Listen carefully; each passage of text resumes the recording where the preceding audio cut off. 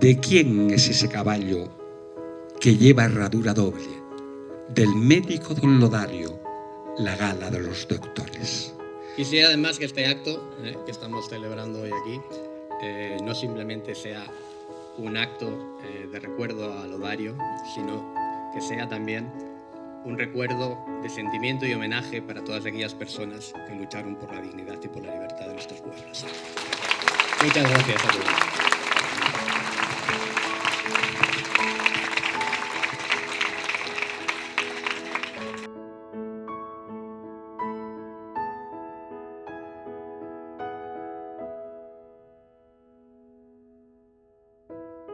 Cuando yo era niño, y ya no tan niño, oí hablar en bastantes ocasiones de don Lodario. Y siempre había dos elementos que se me quedaron grabados. El primero era que se hablaba de don Lodario con admiración. Y el segundo es que se hablaba de don Lodario con una cierta rabia por aquel asesinato vil, injusto e injustificado. Quizás por eso, un buen día dije, hay que contar la historia de Lodario. Pero antes de iniciar este pequeño recorrido por la vida y las acciones de don Lodario, nos va a dirigir unas palabras Lodario Gabela Redivivo, el nieto de don Lodario.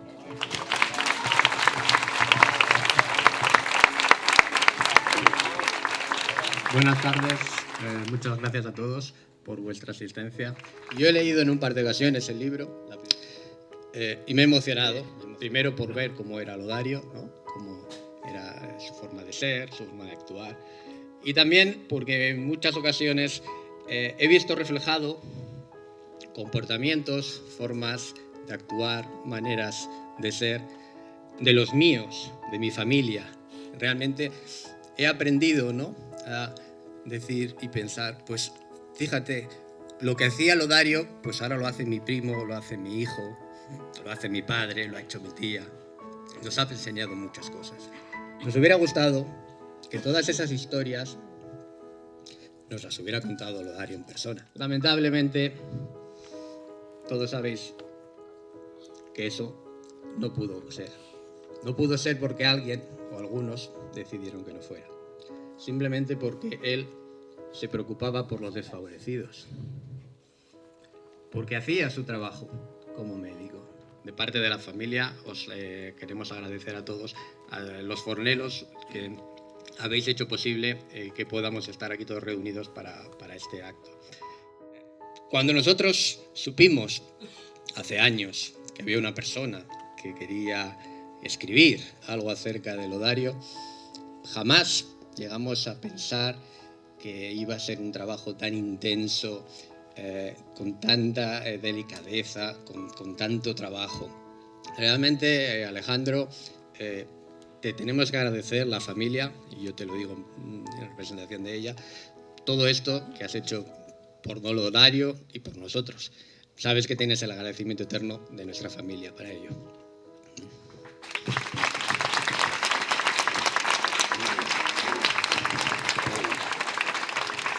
Antes de continuar, yo creo que conviene que nos hagamos un repaso muy rápido de la vida de Lodario. Sabéis que él nace en Bembibre, su padre de Apranzanes, su madre de Trascastro, y se cría en Bembibre hasta los 10 años cuando va a Valladolid. Allí estudia el bachillerato y después empieza a estudiar la carrera de medicina. Esos años en Valladolid son absolutamente fundamentales en la conformación de su personalidad, de su visión del mundo y de algo fundamental, de su compromiso. Se vive una situación, sobre todo a partir de 1931, conflictiva. Y en esos conflictos, Lodario, que nunca es militante de ningún partido, participa, sin embargo, en dos organizaciones que son muy significativas. En primer lugar, en la FUE, la Federación Universitaria Escolar, donde se agrupaban los estudiantes progresistas, que tienen enfrentamientos, a veces sufren incluso el acoso de la Federación de Estudiantes Católicos. En el ámbito familiar también se dan los conflictos, ¿no?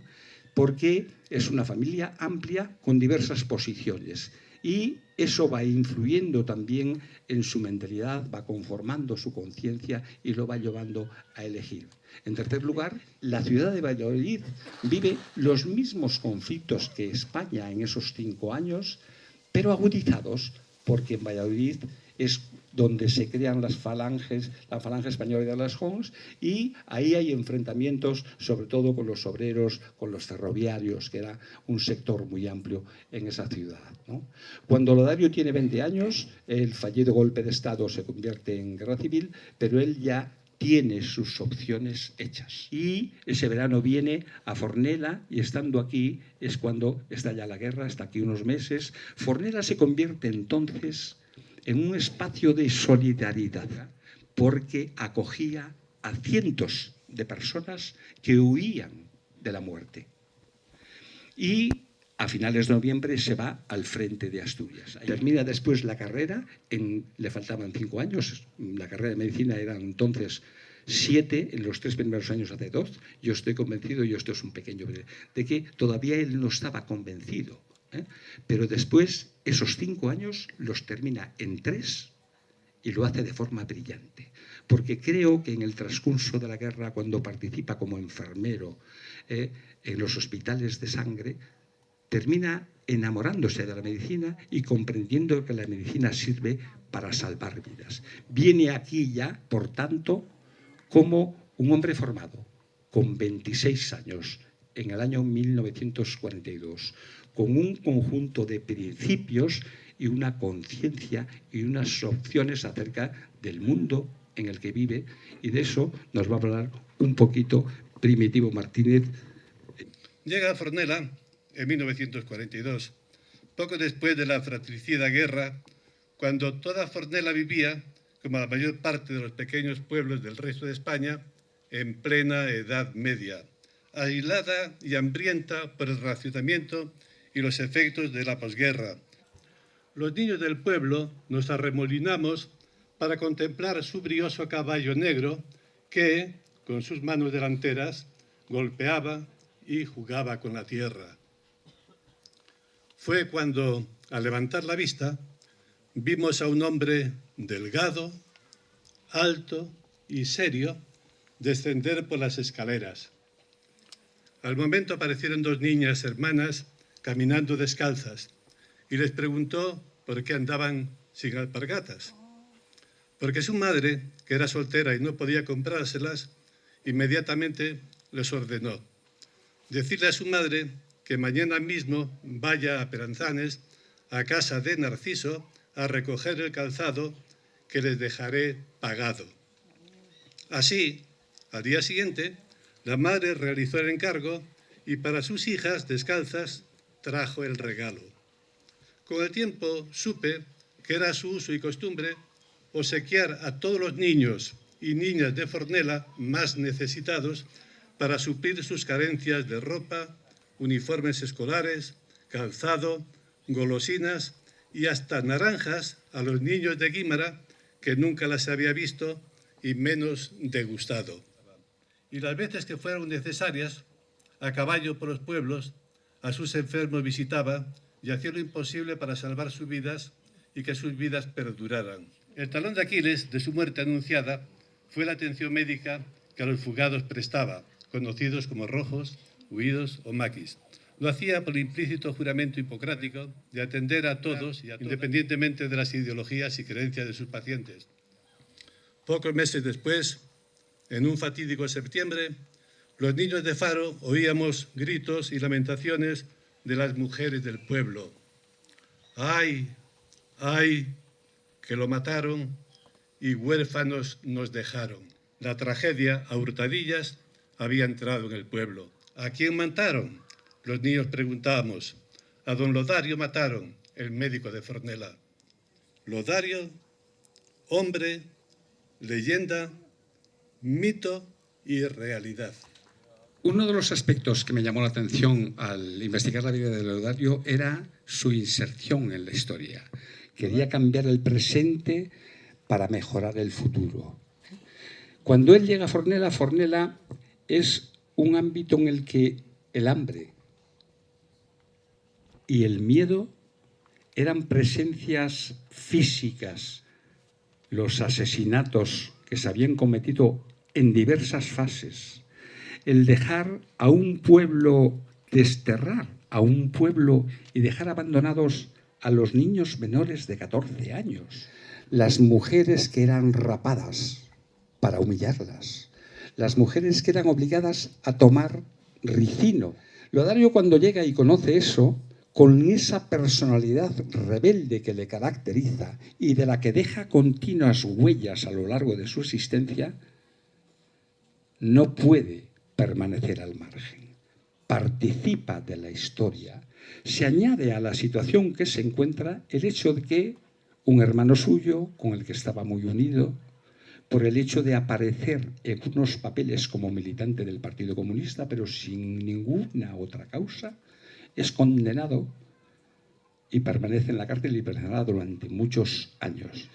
Evidentemente eso tiene que influir en una persona sensible. Estando aquí en Fornela, conoce a un poeta, luego uno de los poetas más insignes de la generación de los 50, Ángel González, lo conoce en Páramo.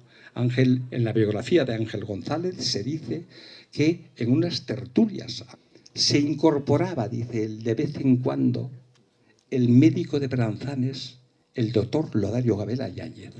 Ángel González dice que daba gusto charlar de poesía con el médico de Fornela, que compartían gustos poéticos de Machado, de Juan Ramón, y él, en honor a Lodario y en honor a Ángel González también, y a esa relación que mantuvieron, se nos va a leer ahora un poema por parte de Felicidad López, que es el reflejo de cómo el individuo, todos nosotros, todas nosotras, somos parte del tiempo y venimos del pasado y nuestras acciones tienen consecuencias en el futuro. Para que yo me llame Ángel González, para que mi ser pese sobre el suelo, fue necesario un ancho espacio y un largo tiempo. Hombres de todo el mar y toda tierra, fértiles vientres de mujer y cuerpos y más cuerpos fundiéndose incesantes en otros cuerpos nuevos. Solsticios y equinoccios alumbraron con su cambiante luz su vario cielo, el viaje milenario de mi carne trepando por los siglos y los huesos. Cuando yo entrevistaba a la gente, y fueron muchas las personas que entrevisté, había una constante. La de educación a los enfermos, todo el mundo la reconocía. Incluso alguna persona que procedía de una tendencia política radicalmente distinta a la de Lodario, me dijo una frase muy significativa en este sentido. Bueno, don Lodario era un comunista radical, pero era muy responsable con sus enfermos. Narciso nos va a recordar cómo don Lodario atendió a su hermano de tifus. El día 31 de diciembre de 1941, él lo curó de los tifus. Le puso 2 transfusiones de sangre y luego le vino la pleura. Lo bajó a Ponferrada gratis a hacer la operación. Yo no sé si mi padre buscó el dinero o se lo dio don Lodario para pagar al hospital. Y a mí me quería llevar a estudiar el día 7 de enero del año 1948. Pero como lo mataron en septiembre, ya no podía ir. Así que esos bandidos tenían que estar quemando en el infierno, tanto como yo los deseo, nada más. Si hay una constante en la vida y en la actividad de Lodario cuando está en Fornela, es su empeño en la educación. Lodario estaba empapado de los valores republicanos y la educación, ya sabéis que era uno de los grandes ejes, ¿no? Cuando él llega aquí, había unas escuelas ruinosas, con unos bancos corridos donde no tenían dónde apoyar, ni siquiera aquellas pizarras para escribir con el pizarrín, Y don Lodario toma cartas en el asunto y trata de modificar las escuelas. Y en el año 1943 organiza una fiesta del árbol. Y en esta fiesta del árbol Primero se recitaron algunos poemas y después llevó a algunos niños a conocer la radio. Uno de los poemas que se recitó en esa ocasión, en esa fiesta del árbol, nos lo va a recordar Pura López. Hoja seca y solitaria, ¿dónde de polvo cubierta vas a parar? No lo sé. Lejos del nativo ramo me arrastra el cierzo cruel. Desde el valle a la colina, desde la arena al vergel, voy donde el viento me lleva, resignada por saber. Esa labor educativa, enseguida se planteó que había que cambiar, dignificar la escuela de Trascastro y la escuela de Chano. De la inauguración de Trascastro nos va a recordar algo, porque inaugurar una escuela era algo muy importante. En los valores republicanos, la educación era considerada como una de las formas supremas de la acción social y política. Lodario nos va a comentar un poquito. Yo recuerdo cuando la inauguración de la escuela, primero cuando se preparó la cosa para hacer la escuela. Iban desde aquí a Páramo con carros, con vacas, para traer las mercancías. Y se hizo la escuela, en el año 43 se inauguró. Y nos preparaba en el corredor para las poesías que teníamos que decir. Aquel año vino un conjunto de 3 músicos, fíjate. Y era una cosa ya de especial. Y después también fuimos a la inauguración de la escuela de Guímara, andando desde aquí todos. Sí. ¿Y allí hicisteis algo? Allí hicimos una poesía que era en asturiano, íbamos 3. Y claro, ahí la hicimos ahí, muy guapa. Sí. Pero recuerdas cómo se iniciaba, aunque Sí. la teatralizaban. No, éramos 3, claro. Y empezaba así. Como priesa ya non tengo, y al rumiendo ya se echó, voy contaros nun momento lo que a este rapaz le pasó. Encontrándose Linón pelas fiestas de Begoña, topóse con a Lucía, la de Perico de Antón, y él un gran rapazón de los formales de hoy día. Y Lucía, una mocilla que el coco fixo y mal y de guapa presumía. Y después ya empezaron los otros 2. Y ese día en la fiesta de Chano, que hubo también, evidentemente, música, baile y poesías, se recitó una en la que tuvo o que está la mano de Lodario, un poema que las niñas de Trascastro le dedicaban a las niñas de Chano y que nos va a recitar Pura López. Qué contentas estaréis por tener dicha tan grande, una escuela como esta que construyeron los padres, de niñas como vosotras que mañana seréis madres. Yo soy niña de otro pueblo que trae dentro de su alma la alegría de haber visto esta escuela limpia y clara. Solo vengo a suplicaros, a vosotras camaradas, en nombre de mis amigas que no doy sosiego al alma, hasta arreglar de haber cumplido estas 3 simples palabras: decoro, vergüenza y calma. Mucha suerte, compañeras, olvidar vuestro pasado, nesta escuela triste y fea que vos habían negado. Y si no necesitáis, nos tenéis a vuestro lado, a las niñas de Trascastro y el corazón en la mano. Viva nuestros profesores, viva la escuela de Chano, viva don Lodario. En los años 40, el régimen tenía un lema que decía que las niñas miren al hogar, que los niños miren al mundo, lo cual suponía todo un programa educativo, como veis, de una tremenda igualdad de género. Ese destino que el régimen y la tradición tenían preparado para las niñas, Lodario quería romperlo, quería que las niñas salieran, miraran al mundo. Lodario quería que se formaran.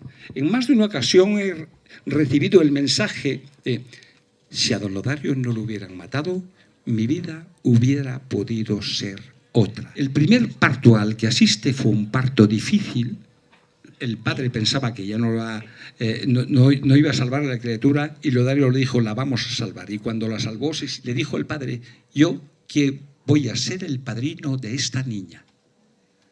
Pero le dijo, yo voy a ser un padrino atípico, porque no voy a andar todos los años dándole un regalo, sino que me voy a hacer cargo de su educación cuando empiece a estudiar el bachillerato. Esa niña de entonces, tristemente hoy, no puede estar aquí contándoslo porque se murió hace un mes y algo. Nelly de Cariceda.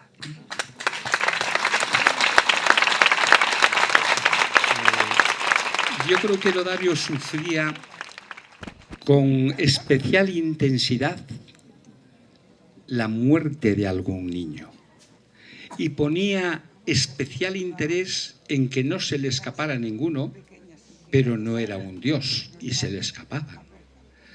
Pero en algunas ocasiones tenía éxitos que han permanecido hasta el día de hoy, como en el caso de Rosendo Xeno, que nos va a contar cómo don Lodario le curó Jesús. Perdón.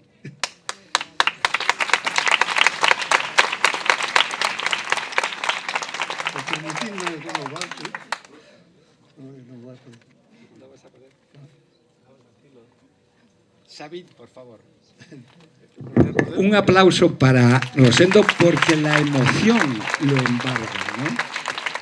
La emoción lo embarga, pero su hija Sabine va a suplirlo. También tengo que agradecer lo bien que se portó conmigo este gran hombre, pues hoy en día, si puedo ver algo en mi vida, seguro que fui gracias a él. En relación con ese sentido de humanidad, de hermandad, de solidaridad, Nicolás Castro nos va a leer un fragmento del canto general de Pablo Neruda. Suban a hacer conmigo, hermano. Dame la mano en la profunda zona de tu dolor diseminado. No volverás del fondo de las rocas, no volverás del tiempo subterráneo. No volverá tu voz endurecida, no volverán tus ojos taladrados. Mírame desde el fondo de la tierra, labrador, pastor callado. Acudid a mis venas y a mi boca, hablad por mis palabras y mi sangre. Participar en la historia para tratar de modificarla a veces genera disgustos. Por ejemplo, cuando quería que la gente no sacara el estiércol a la calle, porque eran cuna de infecciones. También trataba de modificar los espacios. En muchas casas los animales y las personas entraban por la misma puerta y la separación eran unas tablas que no llegaban hasta el techo. Y además en las casas a veces los matrimonios, los hijos dormían a veces apenas separados por una simple colcha.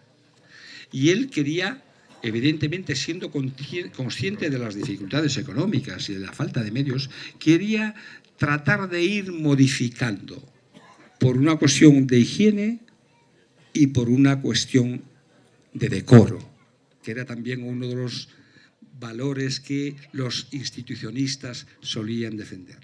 Luisa recuerda muy bien cuando don Lodario se empeñó en que había que dividir el cuarto. Nos quería con locura. Mi padre dormíamos lo que dice Alejandro, todos casi juntos, que no teníamos sitio. Y él un día dijo por mi padre: Daniel, hay que arreglar esta casa. Y le dijo mi padre: ¿cómo, Lodario? Si no tenemos medios para arreglarlo. No te preocupes, esto queda de mi cargo. Y después, cuando estaba la casa arreglada, de allá un tiempo, pues mi padre, como sabía que el Lodario lo pagara, juntó lo que podía. Y un día me dijo: toma, lleva un sobre a don Lodario. Y fue y se lo dije: mire, don Lodario, me dio mi padre esto para usted. Y don Lodario se puso a contar. Y dijo él: no, aquí viene de más. Yo, no, ¿cómo va a venir? Dice: sí, pero esto no lo des a tu padre. Vamos a abrir una cartilla para ti y lo vamos metiendo. Pero bueno, don Lodario, ¿cómo voy a hacer eso si mi padre lo necesita? Y no quise, pero él sí lo hizo. Y yo, si él lo matara, y yo estaba en otro sitio, no estaba aquí. Para terminar con este apartado relacionado con las actividades del Lodario en cuestiones sociales, Nicomedes nos va a contar cómo el día de la inauguración de la escuela de Guímara, don Lodario trajo algo que sorprendió a todos los niños. Cuando inauguraron la escuela de Guímara, yo era un crío pequeño, claro, y iban para allá, hicieron poesías, y nos llevó un bollo y una naranja para cada niño. Mira, ¿quién ve la naranja aquí? ¿Y esto qué es? Nunca viéramos una naranja, ni sabíamos cómo era, ni cómo había que comerla. No teníamos ni idea. Pero Sebastián nos va a recordar cómo fue aquel día de la inauguración de la escuela de Guímara y lo que sucedió en torno a esa inauguración. Pues dice, bueno, como Guímara tiene los Era y los de Carraixeda, Madera y Afili, Guímara va a poner la losa y Carraixeda la madera. Pero luego marchamos, yo también iba con el carro. Vamos para allá, entonces los de Carraixeda no sé qué pasó, que los de Guímara pues cortarían lo mejor. Y ellos querían que fuera hecho. Entonces llamaron a la Guardia Civil. Vino la Guardia Civil, los de Guímara fueron a buscar a don Lodario. Enseguida se presentó allí, estaban los guardias, y él llegó, ¿qué es lo que pasa aquí? Pues esto, diríamos, de Guímara, que no nos dejan cortar. Y le dice por la Guardia Civil, vosotros ya podéis retiraros. Esto lo arreglo yo. La Guardia Civil se retiró y entonces ya se empezó a cortar la madera y venimos para casa con la madera. Y no pasó nada, se la arregló él, claro, como no lo iba a arreglar él, era el que hacía todo.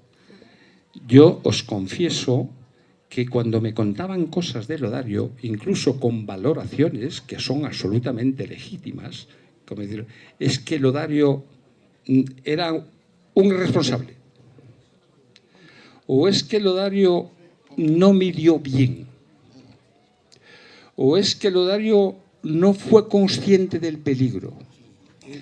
Nicomedes nos recuerda cómo veía él a don Lodario respecto al miedo. No se arrojaba. Delante de la Guardia Civil, cuando en la puerta del cuartel le dijo a un guardia, toma, coge las bridas, que será para lo único que vales. Dijo al responsable de información, un tipo de cuidado. En el año 1943, a Lodario ya le ponen una multa porque, aprovechándose de la libertad de movimiento que le confiere su profesión, extiende la desafección y la apatía por la comarca y las comarcas de los alrededores, ¿no? Eso es un indicio claro ya de que intentan atemorizarlo, de que intentan domarlo. Pero yo he llegado al convencimiento que Lodario era una persona difícil de domar. A partir del año 45, cuando ya el régimen se siente a salvo, se pone mucho más duro. Y hay unos años ahí de persecución de los del monte y de intento de acabar con ellos. Es más, no querían que se fueran para Francia, querían acabar con ellos, ¿no? Lodario empieza a estar ya en el punto de mira. Es un individuo al que interesa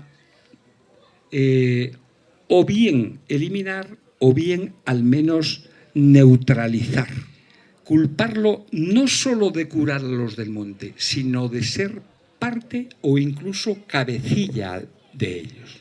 A David, trataban de forzarlo para que declarara que don Lodario era uno de los del monte, uno de los fugaos o uno de esos cabecillas, nos va a hablar ahora un poquitín Rolín de Ramón, para todos nosotros, roles. Le pegaron mucho, lo colgaron, le tiraban cubos de agua fría y caliente. Canta, canta. Pero ¿qué voy a cantar si yo nunca lo vi curar ni un rojo? Y así. Y luego vino y se lo contó a don Lodario. Y luego vino y se lo contó a don Lodario. Lodario, ten cuidado, que esto me pasó a mí y yo no descubrí, pero como yo no te descubrí, pueden ir otros y decir la verdad. Don Lodario nunca abdicó de sus convicciones, nunca traicionó lo que era su conciencia y sus principios. Es cierto que Lodario tomaba muchas precauciones, pero no dejó de hacer aquello que consideraba que era su deber moral.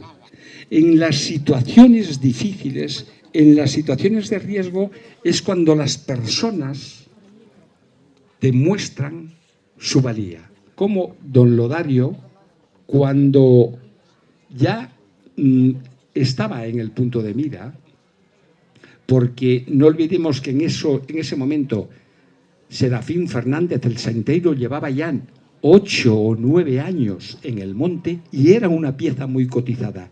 Y se sabía que don Lodario, el médico, lo curaba. Y pensaban, si cazamos al médico, podremos cazar a la otra pieza tan codiciada. En un encuentro con la Guardia Civil, le habían disparado y una bala le entró por el muslo derecho y salió por la nalga.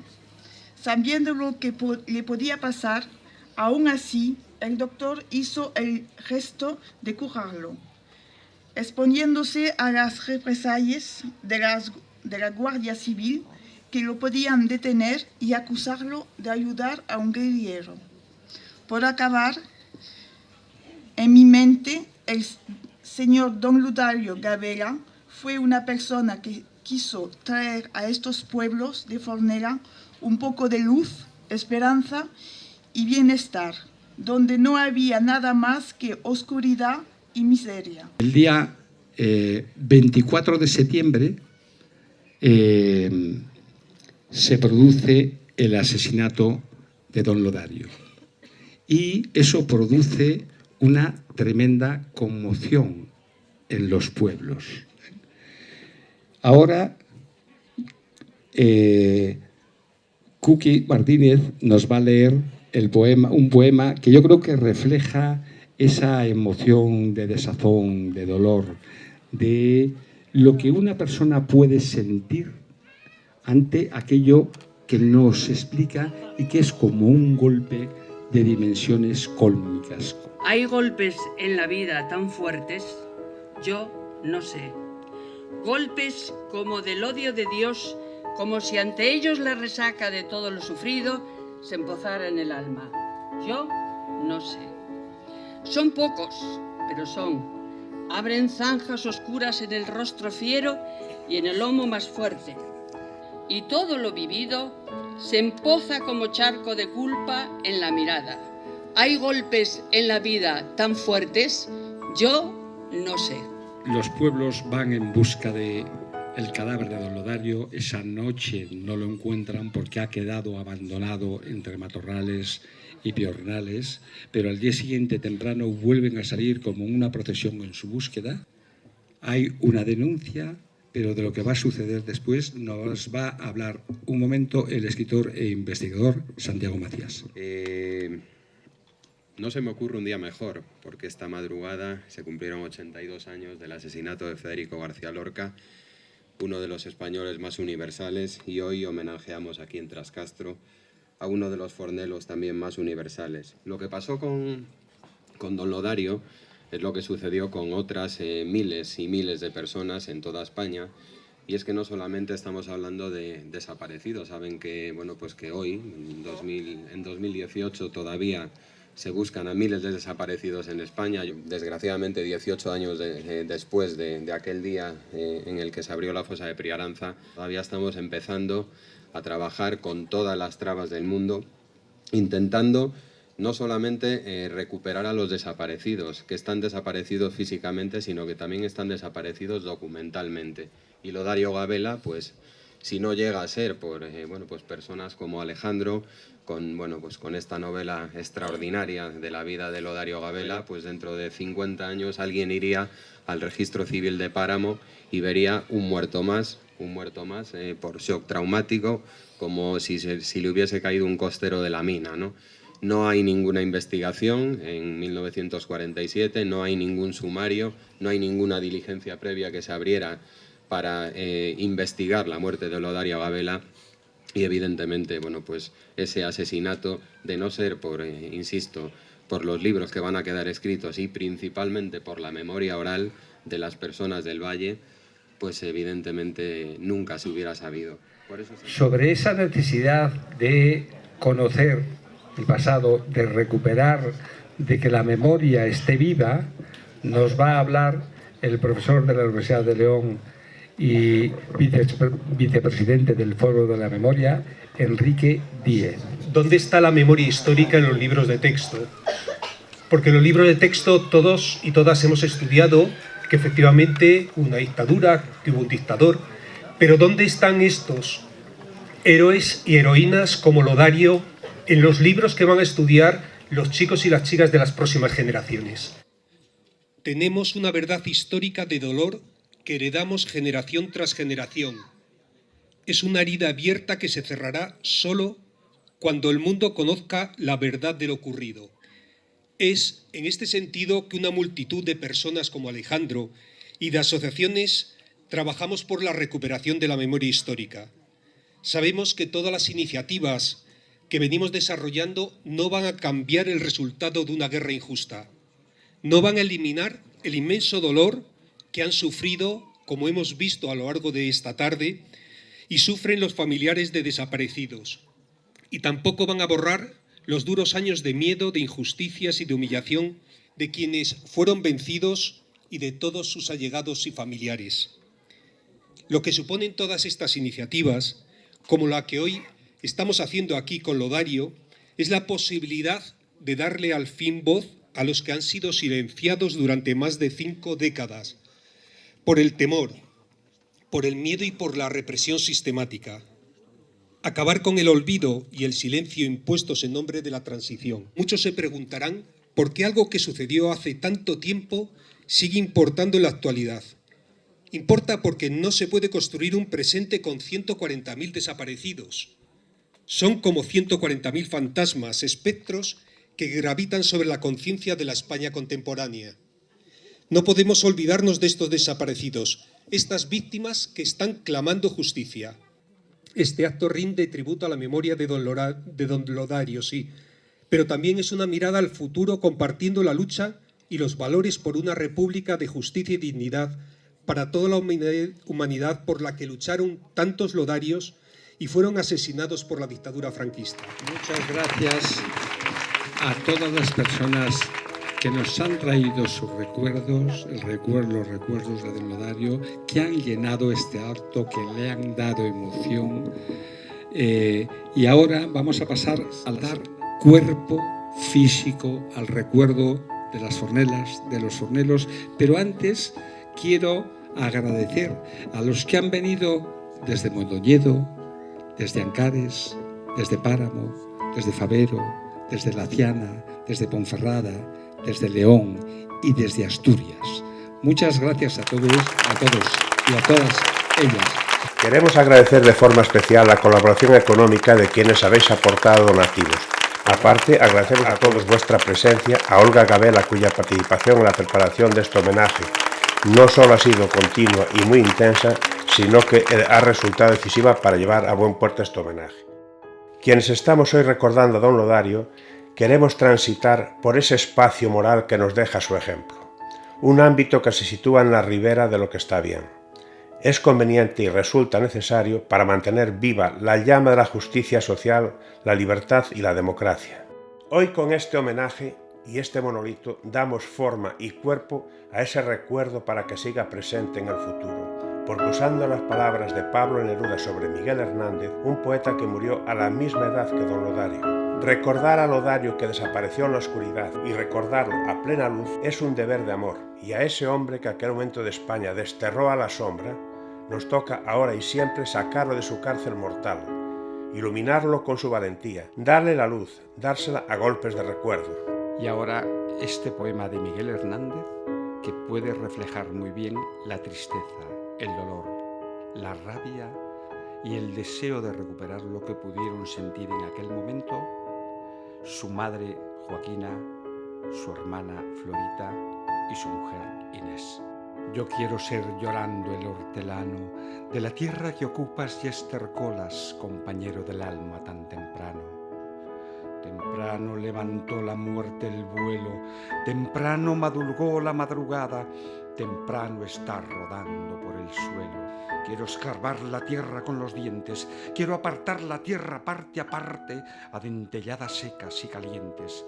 Quiero minar la tierra hasta encontrarte y besarte la noble calavera y desamordazarte y regresarte a las aladas almas de las rosas.